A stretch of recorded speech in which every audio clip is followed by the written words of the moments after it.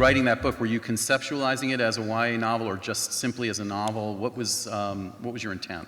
Well, I think genre can be a straitjacket. I also think it can be really useful and liberating. And I like conventions of my genre. I like, when I was writing Looking for Alaska, I love the conventions of the boarding school genre. And I'm not one of these genre writers who wants to upend the genre or whatever. I like boarding school novels. That's why I wrote one. I like road trip novels. That's why I wrote Paper Towns. I like comic.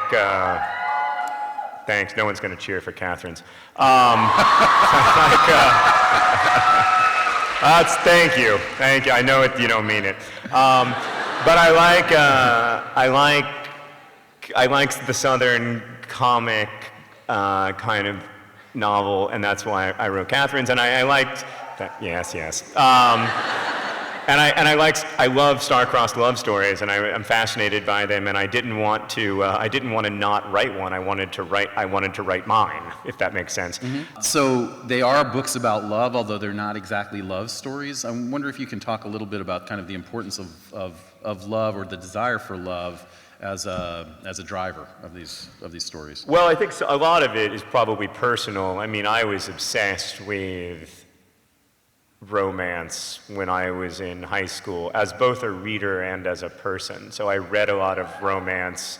I love romance novels. I am a totally unapologetic fan of like Edwardian bodice rippers with Fabio on the cover. I am.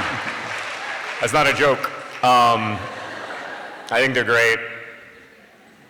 And everyone's like, oh, it's the same book over and over again. And I'm like, no. You know, sometimes anyway.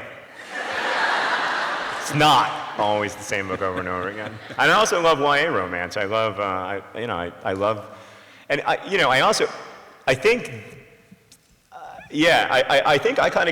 would be much more likely to be called a romance novelist if I weren't a guy.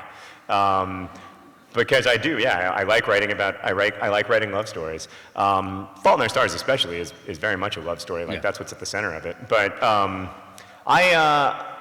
I think part of it is that I just am really interested in it, and when I was a teenager, I was like obsessed with it. Were you successful at it as a teenager? No, of course not. I was epically terrible, and like Colin in An Abundance of Catherines, got dumped over and over and over again, and could never figure out why, and always sort of, as you do, imagined myself as the victim. I imagined that there is like a perpetrator and a victim in a romantic relationship, and that I was always the victim because I was getting dumped, and then later realized why I was getting dumped. And then I realized that I wasn't really a victim. I was like a person in a bad relationship. And that was an important thing for me to understand, to like not see myself, obviously, I wasn't in abusive relationships. I was just in dysfunctional relationships, which were largely dysfunctional because of me. I was personally fascinated by it, and then also I think there's a measure of wanting to participate in this like big old conversation in novels about romantic love. Right. Thank you all very much. Thank you. Thank you. Thank you all for coming.